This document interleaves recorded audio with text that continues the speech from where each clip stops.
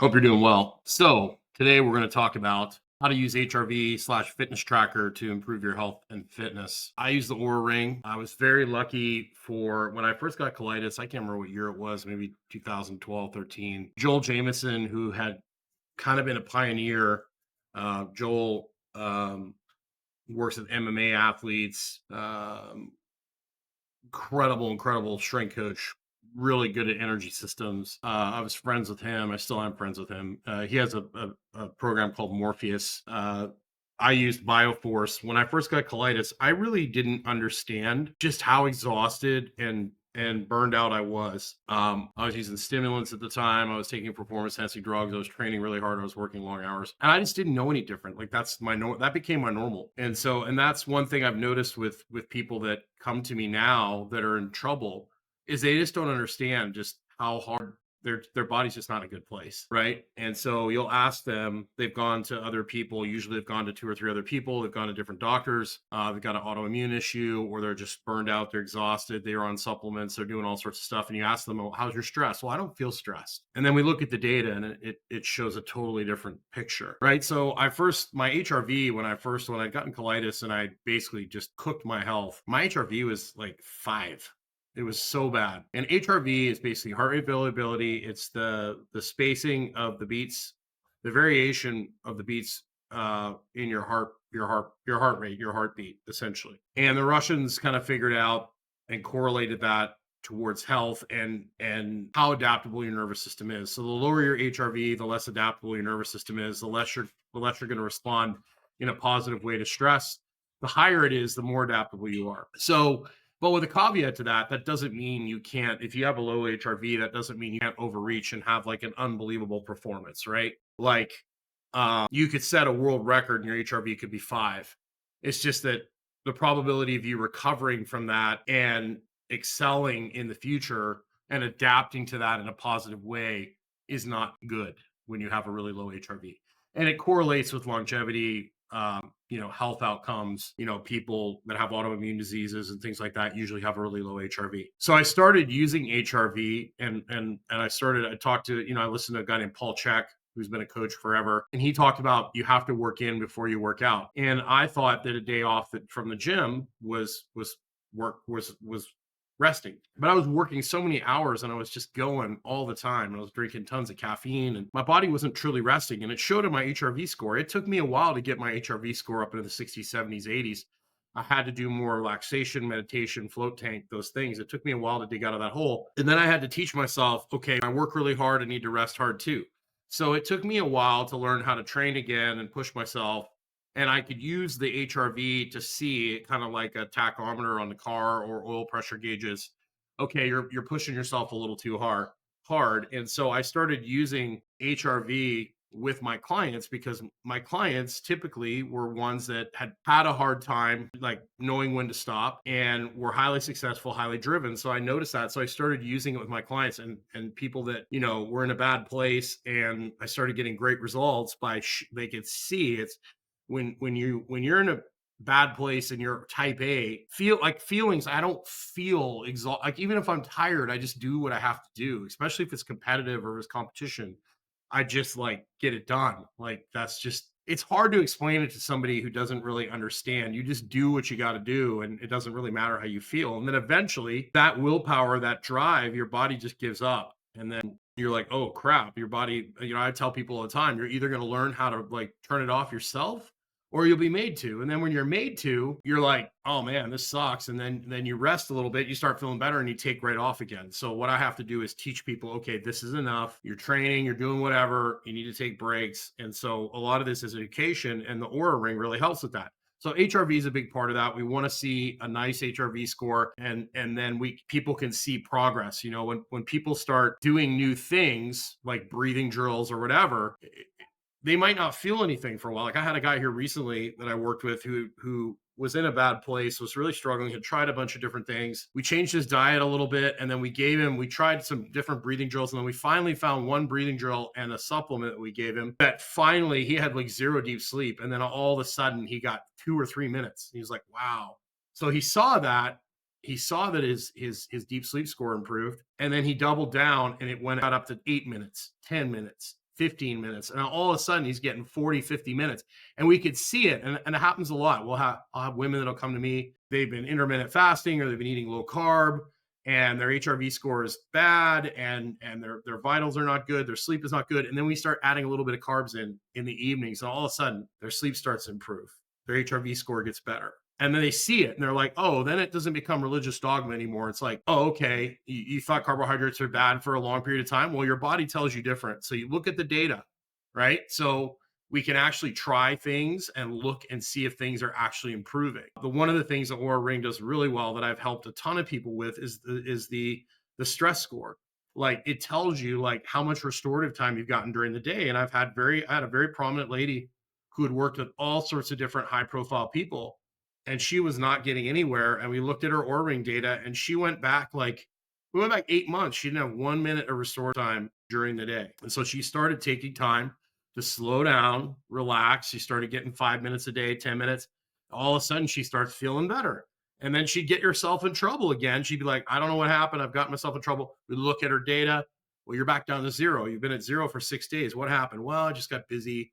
So the ring acts as accountability. So it gives you HRV, resting heart rate, which tells me like how generally fit you are. If you got a high resting heart rate, we probably need to do a little more relaxing cardio type stuff. And we have people that do a lot of high intensity classes, their Orange Theories, your spinning classes, and they've got this high resting heart rate because they're doing too much interval stuff. They, HIIT's great, but you also need to have a good aerobic engine as well. And you also have to be able to shut your nervous system off at the same time. So if you're always amped and on, that's going to reflect in your HRV score. That's going to reflect in your restorative time score. It measures body temperature. The Oura Ring does. I like it because you can wear an airplane mode. So with all these data points, we can see like what state your body's in. We can also see like, okay, are you training hard enough once you're in a good place to actually get a response? So when you're in a good place and you want to make sure that when you train, that it affects your physiology, like, oh, your resting heart rate went up a little bit, or your HRV score went down a little, but then it should come right back up in a day or two, right? So then we can actually see if you're training hard enough, right? And so it allows us to kind of get an idea of what's going on with your body, because a lot of the people that I work with, if you just ask them like, how you feeling? What's going on? I feel great. And then you look at the HRV and you look at their data and they have no clue. And I'm the same way. Like I could not sleep all night and you could ask me, I'm like, I feel fine. Like that's just how I'm wired, right? I don't have a very good sense of where I'm at, right? So the ring really helps give people a sense of what's going on in their body and teaches them to kind of become more aware of what their body needs. And it teaches them to work with their body. Like, okay, you're not in a good place right now. You need just moderate activity. Or, hey, you're really in a good place. You need to push yourself. Like, so it's kind of like having that coach on your shoulder. Because most of the people that come to me that are autoimmune issues, or they've got body composition issues, or they're burned out, it's just big part of it is they can't relax. They can't shut off. They're in this constant state of over rev. And I've talked about it tons of times before. Not being able to relax. Like modern life is like getting in a car, revving the hell out of it all day in your driveway and never going anywhere. So the ring really gives us data that you can't really fake, right? And so it makes it a lot easier as a coach to be like, okay, I know you feel like you aren't very stressed, but your vital signs tell me different, right? So let's get into this. Like, so I had a bunch of people like they don't want to get a fitness tracker, or it's too expensive, or they just don't want to wear something on their body. They don't want to have another app, rightly so. How can you track and see if your body's in a good place? There's a few ways you can do this. One is just simply taking your body temperature, your resting heart rate, and your blood pressure every morning, right? And if any of those things change radically, you're not in a good place. The other thing is, and the thing I love about the Oura Ring is it gives you your respiratory rate throughout the day and the night. So you can see how much you're breathing. That's a big deal. Like if you're over breathing, that means your body's like having a hard time relaxing and shutting off. And you're stuck in this breathing pattern that can lead to a lot of issues. And if you get people's breathing slowed down, it can make a big difference with a lot of these issues people are struggling with. So body temperature, resting heart rate, blood pressure in the morning. Gripometer, you can buy a gripometer and you can test your grip strength every day on both hands. Just give it a good squeeze, write down what it is. And then all of a sudden, if your grip strength just goes to heck one day, your nervous system's shot, essentially. That's a really good one as well. Like you can do vertical jump too, but most people don't want to. Like I used to do it with my athletes that have them do a vertical jump test. There's things like, are you getting stronger? Do the weights feel good? If your sleep goes to hell, that's usually a sign that you're not in a good place. That's something, libido is another good one too. If your sex drive is nice and high and you feel frisky all the time, you're in a good place. If all of a sudden you don't feel, frisky anymore and you're just like kind of dragging, that is a sign that you're not going in the right direction. So there's a few tips if you don't want to get into like the fitness trackers. My advice would be just to get one that you can wear in airplane mode. I've used Oura forever and ever. Joel Jamison's Morpheus is a great system as well too. There's a new one called Circle now. I mean, there's all sorts of different options, but for people that are in a bad place, that have a hard time really with self-awareness, it's a great tool. I've helped hundreds of people get themselves straightened out. It's also great for teams too. Like everybody's a little bit different. When you work with a team in person, you can kind of see who's like smoked and who isn't. But having that data and you can put it all on a screen and you can see the kids that are kind of really beat up and stuff, and you can change their programming. But there's just a few suggestions for you. So the data doesn't lie.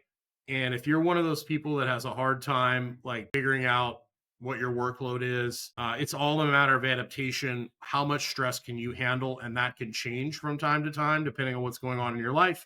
Maybe you got away with driving your body like a stolen car for years and years and years. Usually, like after a woman's had 2 or 3 kids, all of a sudden she can't handle the same amount of stress she used to. Everything changes, her hormones change, and she needs to do a much better job of self-care. The Oura ring helps with things like that. Guys too, guys will get away with like working long hours, doing all sorts of crazy things, and then maybe they get a divorce or a car accident, and all of a sudden they can't get away with what they used to. So that's where the ring comes in handy. And it also, in a coaching situation, it's great because it gives me data that is unbiased. So I hope you have yourself a great day and make sure you get outside.